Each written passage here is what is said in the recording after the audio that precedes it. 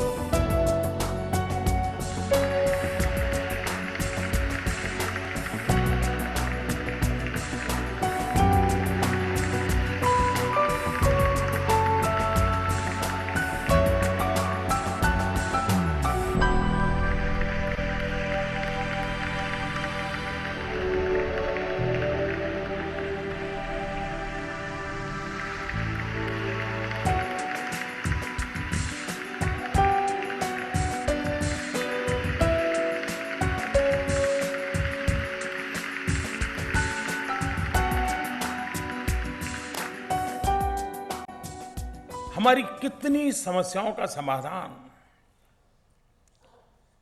हमारी कितनी सारी आवश्यकताओं की पूर्ति एक श्रम योगी के द्वारा होती है। और इसलिए जब तक हम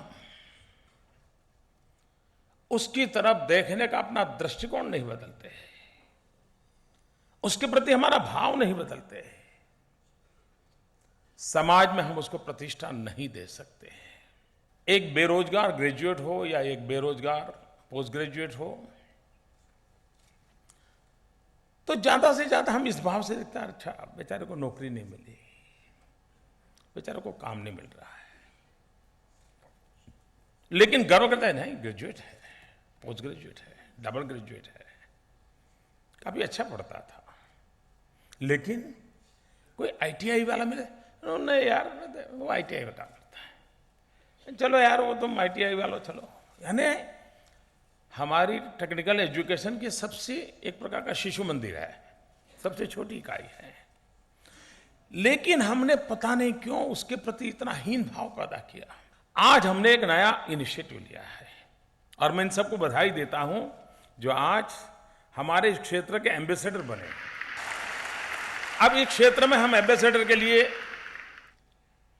किसी वो पढ़े लिखे व्यक्ति को ला सकते थे, कोई नट नटी को ला सकते थे, किसी नेता को रख सकते, लेकिन हमने ऐसा नहीं किया। जो स्वयं निर्धन अवस्था में बड़े हुए, ITI से ज्यादा जिसको शिक्षा प्राप्त करने का सौभाग्य नहीं मिला, लेकिन उसी ITI की शिक्षा के बलबूते पर आज वो इतनी ऊंचाइयों को पार गए कि खुद भी हजारों लोगों को रोजगार देने लग गए। ये वो लोग हैं जिन्होंने आईटीआई में प्रशिक्षण पाया, लेकिन उसी बदौलत अपनी जिंदगी को बना दिया। बिल्कुल, आईटीआई यानी औद्योगिक प्रशिक्षण संस्थान पर बल देते हुए माननीय प्रधानमंत्री और श्रमेव जयते के शुभारंभ पर जिन विजेताओं को पुरस्कार दिए गए उन्हीं में से एक इस समय गुड इवनिंग इंडिया में हमारे साथ हैं। खेमचंद हसीजा जी, बहुत बहुत स्वागत है आपका और बहुत बहुत मुबारकबाद। थैंक यू सर, नमस्कार। खेमचंद हसीजा जी पिछले 3 दशकों से भी ज़्यादा से मारुति सुजुकी में काम कर रहे हैं और इसी कंपनी के chief general manager Mukesh Gupta भी हमारे साथ हैं। मुकेश जी, आपका भी स्वागत है और आपको भी बहुत बहुत मुबारकबाद। धन्यवाद, नमस्कार जी। हसीजा जी, आपसे शुरू करना चाहेंगे, थोड़ा बताइए किस तरह से सफ़र शुरू हुआ जहां आज आप एक नेशनल ब्रांड एम्बेसडर बन गए हैं। मैं बताना चाहूँगा कि मेरा असली सफ़र शुरू हुआ 1976 में, जब मैंने मैट्रिक कक्षा पास किया। तब मुझे कॉलेज में पढ़ने का बहुत शौक़ था, तो मेरी जिद थी कि मैं कॉलेज में पढूं और मैं ग्रेजुएशन करूं। मेरी जिद के कारण मेरे बड़े भाई ने मुझे कॉलेज में एडमिशन दिलवा दिया, लेकिन उसके साथ साथ मुझे ये समझाया कि अगर तुम आईटीआई कर लोगे तो आपको रोज़गार भी जल्दी मिल जाएगा। तो मैंने उनकी बात मानी, तो इसी के साथ ही मैंने नेक्स्ट ईयर 1977 में आईटी में एडमिशन ले लिया। किंतु मेरी जिद थी कि मैं ग्रेजुएशन जरूर करूँगा, तो उसी के चाहते हुए मेरे बड़े भाई ने मेरी बात मानी और मुझे इंजीनियरिंग कॉलेज में एडमिशन दिलवा दिया। तो तब मेरा असली संघर्ष शुरू हुआ। दिन में आईटीआई, रात को कॉलेज में पढ़ना, बीच के टाइम में घर के काम करना और कुछ आर्थिक स्थिति भी ऐसी थी जिसके बदौलत मैंने ये चीज़ एक्सेप्ट की। धीरे धीरे, क्योंकि मेरा टेक्निकल इंटरेस्ट था उसमें, धीरे धीरे मैं जब आईटीआई में एडमिशन ले लिया तो अच्छा काम करते करते हुए मैं एक अपनी क्लास में अच्छे रैंक में आने लग गया। तो यूं करते करते मैंने 2 साल 1977 से 79 तक आईटीआई किया और उसी के साथ ही फिर मुझे अप्रेंटिसशिप मिल गया। वहीं उसी शहर में सोनीपत में एक जानी मानी कंपनी एटलस साइकिल में मैंने अप्रेंटिसशिप किया 77 to 79। तो इस तरह से मेरा सफ़र चलता रहा और मेरा ग्रेजुएशन भी हो गया।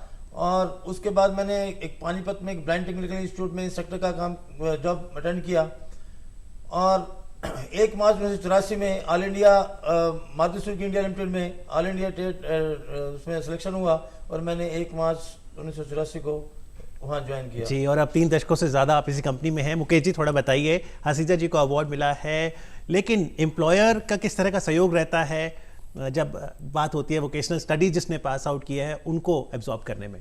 वोकेशनल स्टडीज़ जो लड़के पास करते हैं आईटीआई, हमारे कंपनी में और इवन जो जगत में हम लोग जो भी लोग कार्य करते हैं प्रोडक्शन के लिए, मैन्युफैक्चरिंग के लिए, उनको हम वोकेशनल ट्रेनिंग स्टूडेंट्स को ही लेते हैं और उनको आगे इनकी ट्रेनिंग और कराते हैं कि इनका स्किल अप हो और कल को यही हमारे फ्रंट लाइन मैनेजर में देखते हैं।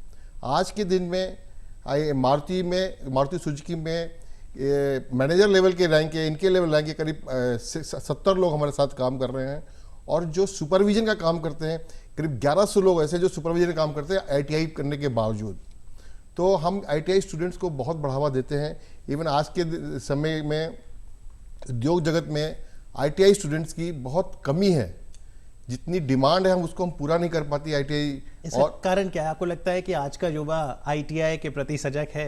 आज की युवा, जैसे कि पहले भी प्रधानमंत्री जी ने बताया था, आईटीआई लोग लास्ट प्रायोरिटी देते हैं, लेकिन आजकल जैसे हम बात कर रहे हैं मेक इन इंडिया, और मेक इन इंडिया को यदि हमें बढ़ावा देना है तो हमारी मैन्युफैक्चरिंग की जो जीडीपी है उसमें 13-14% है और वो बढ़ेगी।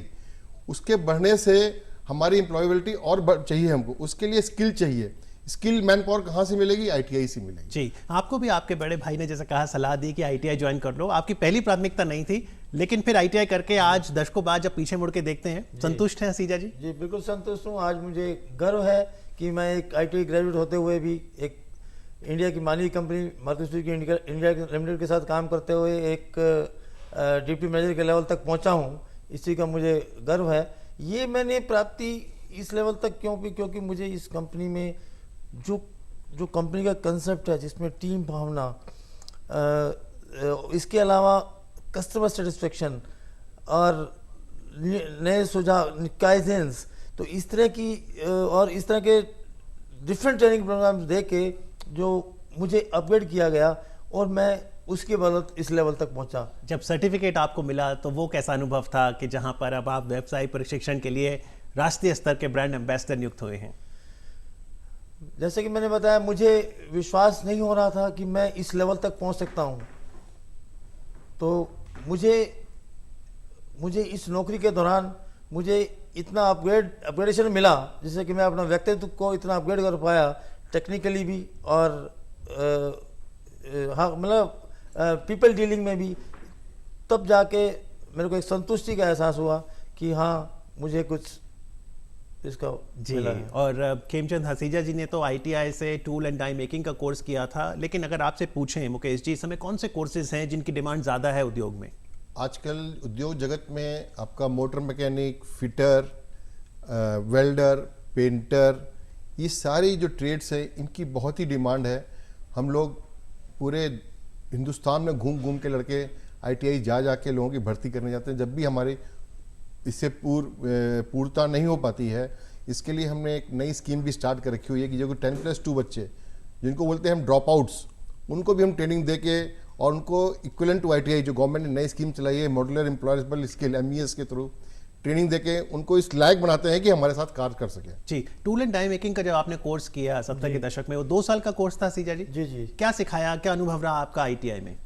टूल एंड डाई मेकर में basically tool and dice making का होता है कि टूल्स को और डाइस को कैसे बनाना है।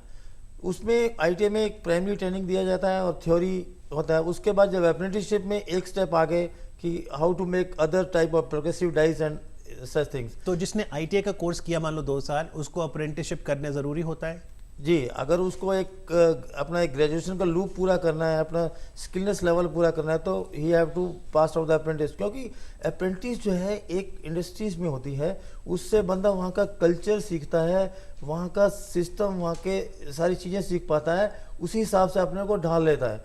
ITI जो है ITI में रहता है तो वो चीज़ें वो नहीं करवाता है। तो मुकेश जी, क्या एट्रीब्यूट्स हो जिसने मान लीजिए वोकेशनल कोर्स करना है, उन युवाओं में क्या एट्रीब्यूट्स होने चाहिए, क्या उनकी रुचि होनी चाहिए कि इनमें से किसी कोर्स में एनरोल कराएं? उनका रुचि मेनली ये होनी चाहिए कि कुछ नया करें, नया सीखें और अपने हाथ से काम करने की रुचि होनी चाहिए। जैसे कि हसीजा जी ने बताया कि अप्रेंटिसशिप बहुत ज़रूरी है, क्योंकि 2 साल ITI में हम क्लासरूम की थ्योरी पढ़ाते हैं और कुछ प्रैक्टिकल का भाग होता है, लेकिन end of the day hands on working जो है अप्रेंटिसशिप में सीखता है। शॉप फ्लोर कल्चर है, डिसिप्लिन है और दूसरी एक्टिविटी वो ड्यूरिंग अप्रेंटिसशिप ही सीखता है कि वो आगे जाके उसने वहीं पर जाके काम करना है। जी। और श्रमेव जयते कार्यक्रम में जिन पहलों का जिक्र हुआ उसमें एक पहल ये भी थी कि अप्रेंटिसशिप प्रोत्साहन योजना के अंतर्गत अब स्टाइपेंड देने की भी बात है। हाँ, अप्रेंटिसशिप इन्होंने स्टाइपेंड बढ़ाया है।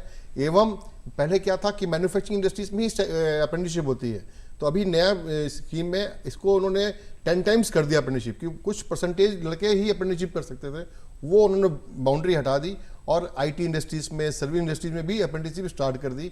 जो ग्रेजुएशन लोग कर चुके हैं या जो 10+2 पास, वो भी अप्रेंटिसशिप कर सकते हैं। ये नया एक्ट में ये चीज़ नहीं आई हुई अभी। तो जिसने ITI का कोर्स किया, अमूमन इसकी ड्यूरेशन क्या रहती है? 2 साल, 1 साल और 2 साल, साल भर के भी कोर्सेज हैं? साल भर की कोशिश भी है। और फिर अप्रेंटिसशिप कितनी ड्यूरेशन की है?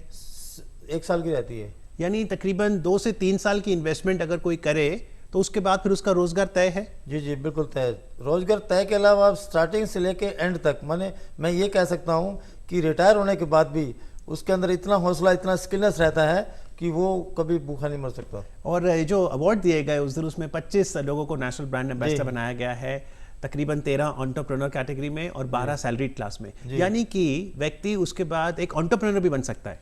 जी, उसका उदाहरण अभी प्रधानमंत्री जी ने अवार्ड दिया, उसमें 13 लोग ऐसे हैं जिनकी मतलब करोड़ में टर्नओवर थी। उन्होंने उसको उस रूप को अप्रेंटिस किया, कंपनी में काम किया, लेकिन उसके बाद उनका टेस्ट था कि अपना बिजनेस शुरू किया जाए और उन्होंने इस लेवल तक ग्रोथ किया। ये सच्चाई है जो हमारे सामने है। जी। तो हम चाहें तो नौकरी में इस तरह का अपने आप को अपग्रेड कर सकते हैं, अपने कैरियर ग्रोथ कर सकते हैं, चाहे तो उस लाइन में अपने बिजनेस में भी जा करके अपने कैरियर की ग्रोथ कर सकते हैं। इसमें कोई शक की बात